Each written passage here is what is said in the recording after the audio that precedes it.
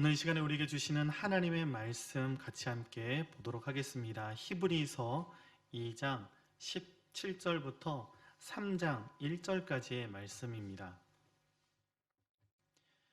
히브리서 2장 17절부터 3장 1절까지 우리가 몇 절 안 되니까요. 저와 여러분이 함께 한 목소리로 봉독하도록 하겠습니다.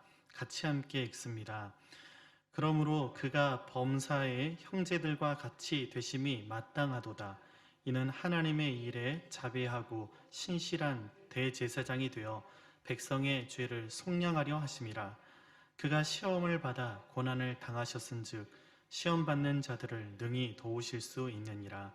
그러므로 함께 하늘의 부르심을 받은 거룩한 형제들아, 우리가 믿는 도리의 사도이시며 대제사장이신 예수를 깊이 생각하라. 아멘.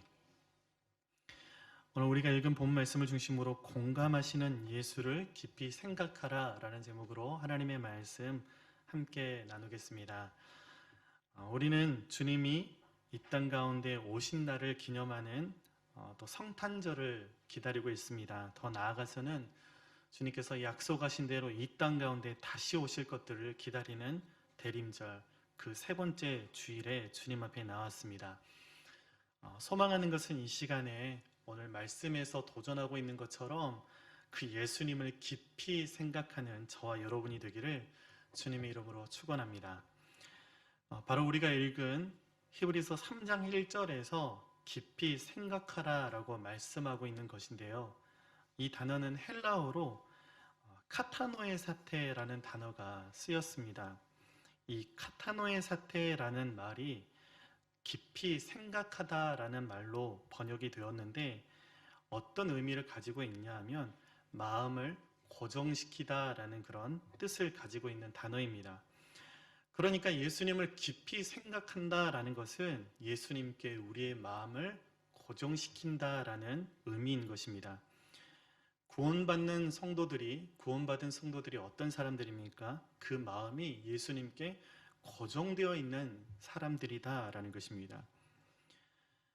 우리가 고통이나 어려움, 고난이나 그런 슬픔을 당한 사람들에게 위로하고픈 마음의 상태를 나타내는 말 중에 동정과 공감이라는 단어가 있습니다.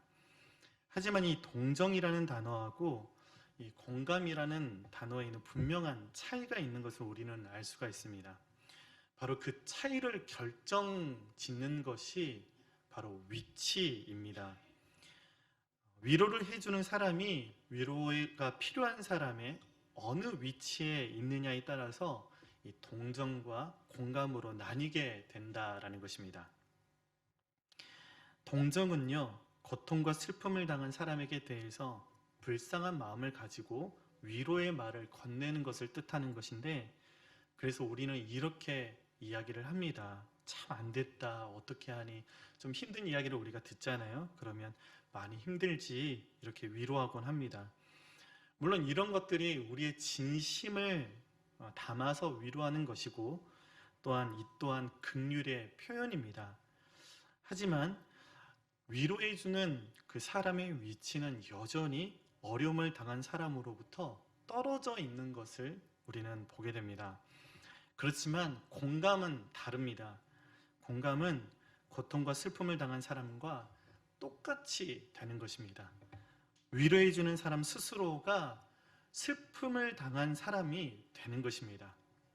그래서 위로해주는 사람의 위치가 위로가 필요한 사람의 위치와 동일하게 되는 것, 바로 그것이 공감입니다. 그래서 공감의 말은 좀 어법이 다르죠. 어떻게 표현합니까? 너가 아프니? 그래서 나도 아파 라고 그렇게 이야기하는 것입니다. 비록 자신이 직접 당한 그런 고통이나 또 슬픔은 아니지만 상대방과 똑같이 아프고 똑같이 슬픈 것이 바로 공감입니다. 자신이 곧 그 사람이 되는 것입니다. 성공의 대학교는 성공의 신학대학교를 일컫는 대학교입니다. 성공회는 프로테스탄트, 그러니까 개신교의 한 분파입니다. 이 성공회 대학교 석좌 교수셨던 지금은 돌아가신 고 신영복 교수님이 쓰신 책 중에 함께 맞는 비라는 글이 있는데 이 내용이 바로 이렇습니다. 제가 읽어드리겠습니다. 돕는다는 것은 우산을 들어주는 것이 아니라 함께 비를 맞는 것입니다. 함께 비를 맞지 않는 위로는 따뜻하지 않습니다. 한 번 좀 더 들어보시겠습니까? 한번 잘 들어보세요. 돕는다는 것은 우산을 들어주는 것이 아니라 함께 비를 맞는 것입니다. 함께 비를 맞지 않는 위로는 따뜻하지 않습니다. 저는 이 동정과 공감의 차이가 정말 잘 나타나는 글이라는 생각이 드는데요. 누군가 비를 맞고 있을 때 동정하는 사람은 우산을 펴고 들어줍니다. 그래서 비를 피할 수 있도록 도와주죠. 이것도 친절을 베푸는 것이고 참 나이스한 것이고 자비로운 처사가 분명합니다. 하지만 공감하는 사람은 함께 비를 맞아주는 것입니다. 신영복 교수님이 함께 비를 맞지 않는 동정의 위로는 따뜻하지 않다라고 했는데, 우산을 내려놓고 비를 맞는 사람과 함께 비를 맞을 때에 그 위로가 진정으로 따뜻하게 느껴진다라는 것입니다. 왜 그렇습니까? 그 사람과 위치가 같아졌기 때문입니다.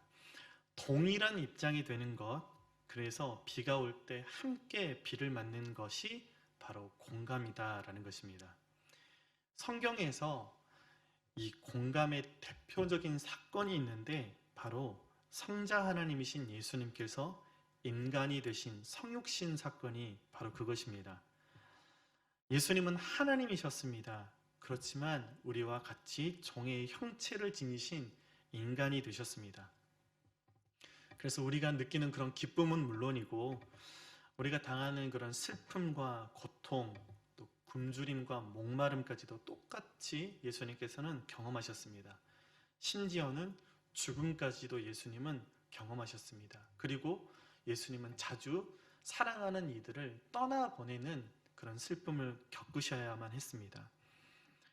예수님은 우리가 받아야 할 그런 죄의 심판을 우리를 대신해서 받으시고 십자가에 못 박혀 죽으셨습니다. 그야말로 우리와 완전한 공감을 이루셨습니다. 여러분, 믿음이라고 하는 것은 예수님께서 이 땅 가운데서 이루신 완전한 공감을 믿는 것입니다. 예수님을 믿는다고 하면서도 이 예수님의 공감을 믿지 않는 사람들이 많이 있습니다. 육신은 부정한 것이기 때문에 어떻게 하나님이신 예수님께서 육신을 입으시고 이 땅 가운데 오실 수가 있느냐라고 말하는 사람들이 많습니다. 그래서 예수님께서 십자가에 못 박히신 그런 사건도 하나의 이미지일 뿐이지, 상징일 뿐이지 정말로 그렇게 못 박혀 돌아가신 것이 아니다 라고 주장하는 가현설이라는 것들을 주장하는 사람들이 참 많이 있습니다. 믿음이라고 하는 것은 이렇게 예수님께서 이 땅 가운데 오셔서 우리와 완전하게 공감을 이루어 주셨다라는 것을 믿는 것이 믿음이다라는 것입니다.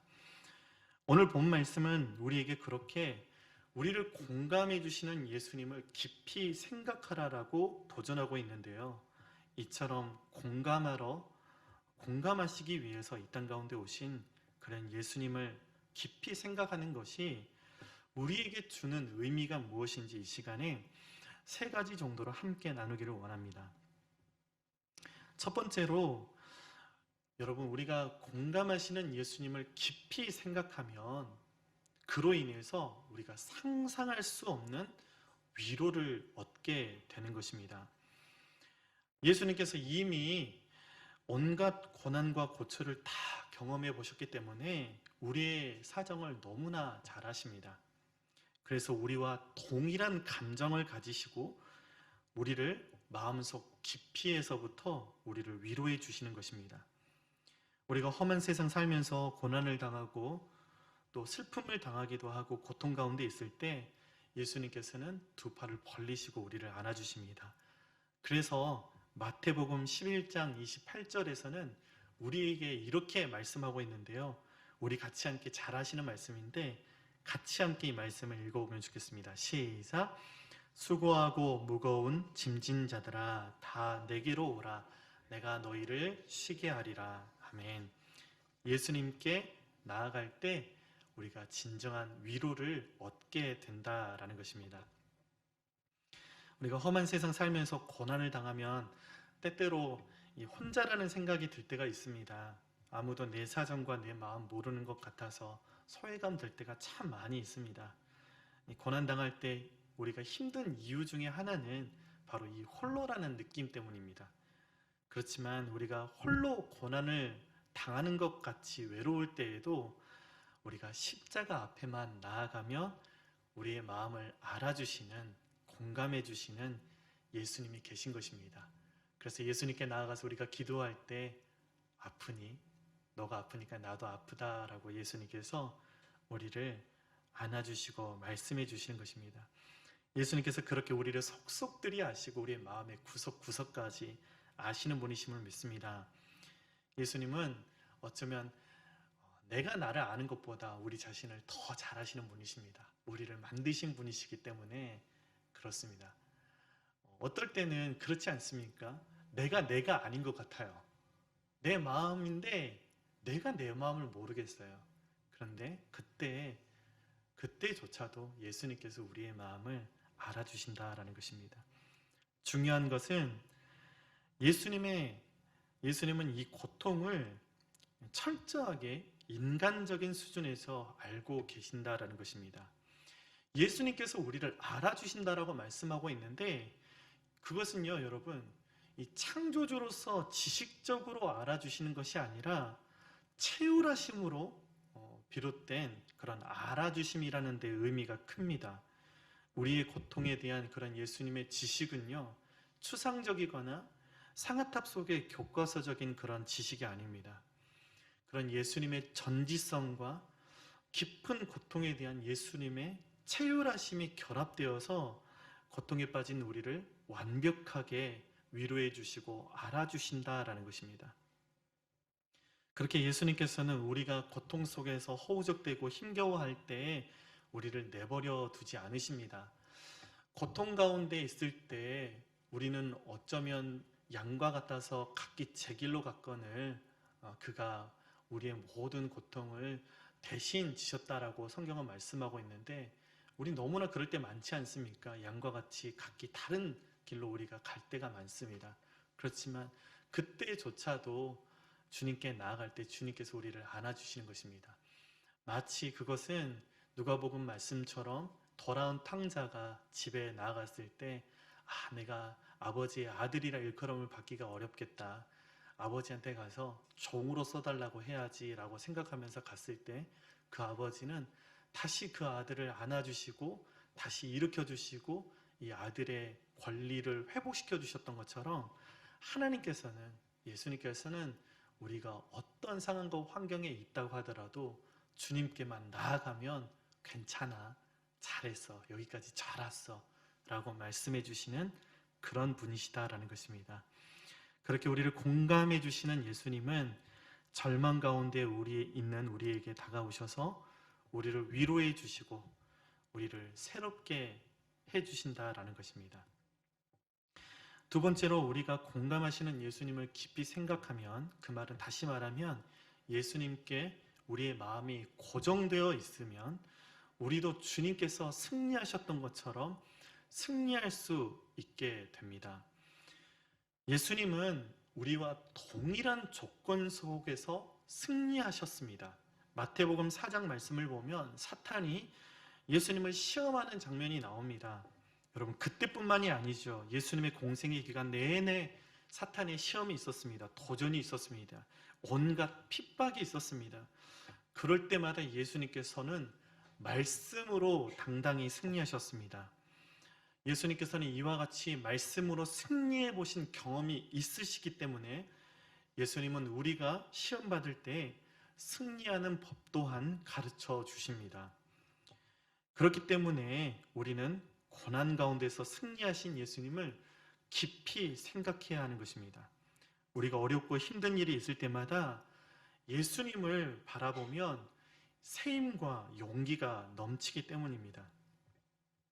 예수님께서 승리하셨던 것처럼 우리도 승리할 수 있게 되는 것이고 어떤 어려움도 예수님처럼 말씀으로 이겨낼 수 있게 되는 것입니다. 그래서 여러분 결국에 그 예수님의 승리가 우리의 승리가 되는 것입니다.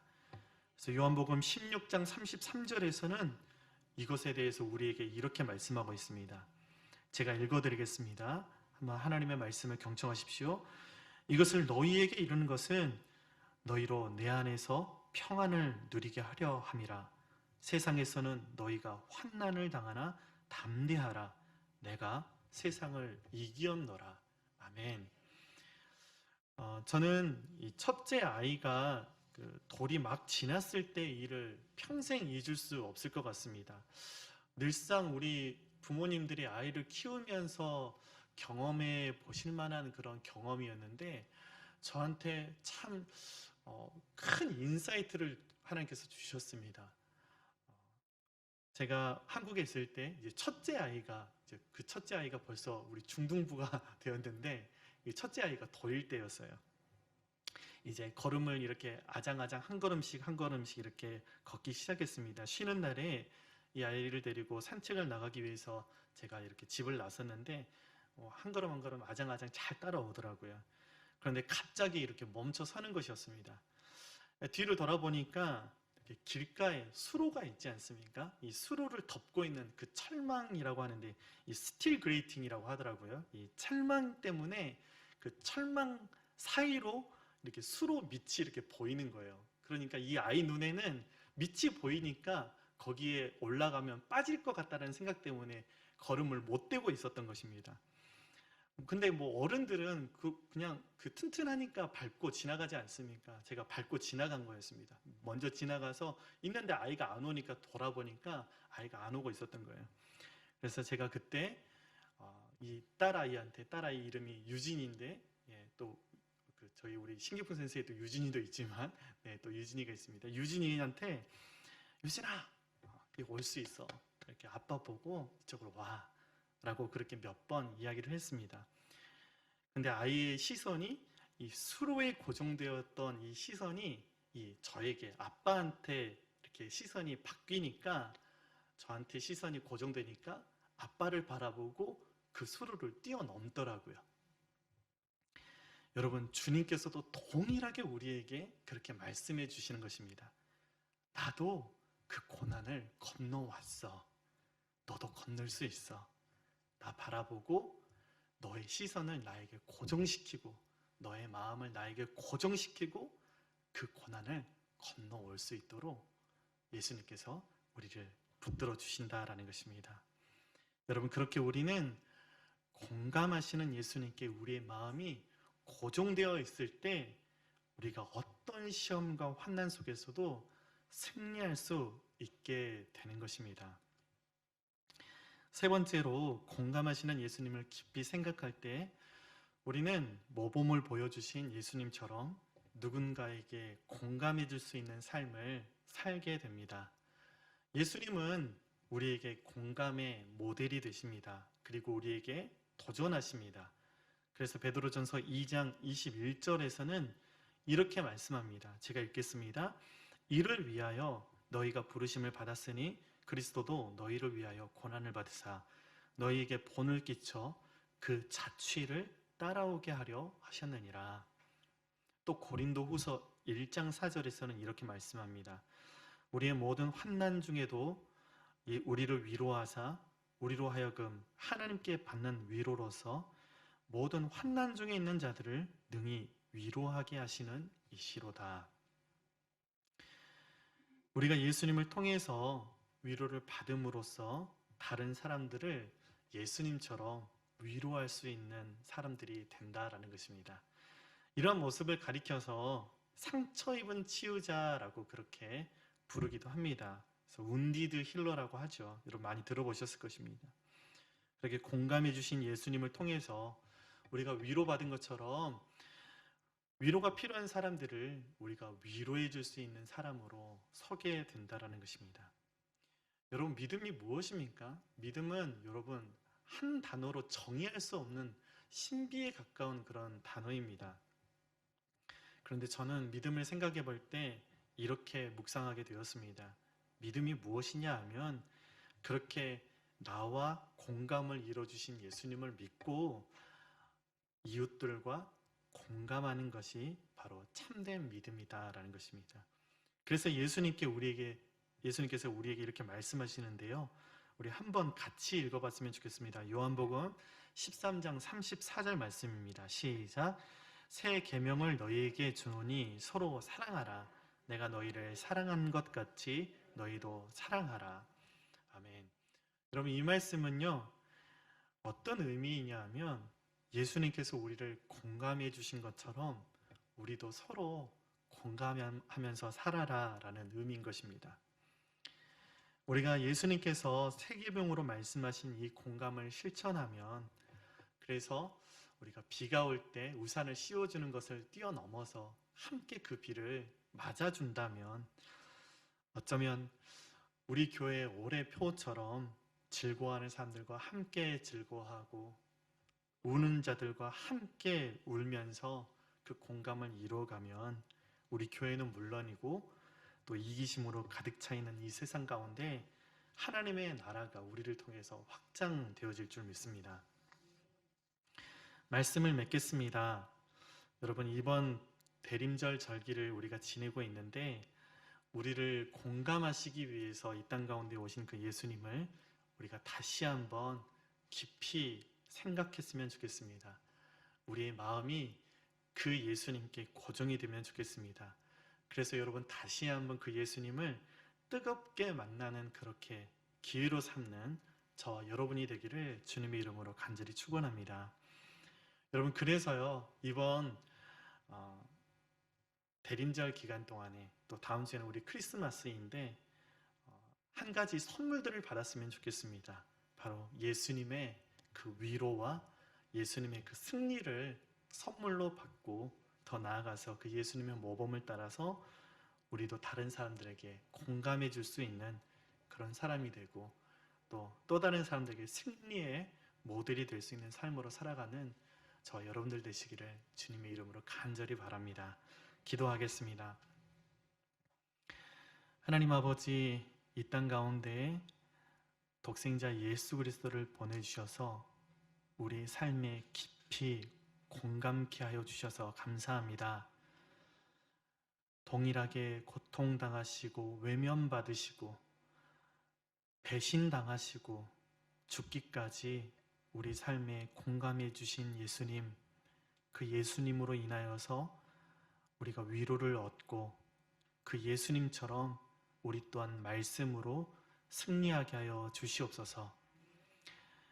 예수님께서 우리에게 본을 보이신 것처럼 우리 또한 위로가 필요한 많은 이들에게 함께 울어줄 수 있는, 함께 비를 맞아줄 수 있는 그러한 공감의 모델이 될 수 있도록 우리 삶을 세워 주시옵소서.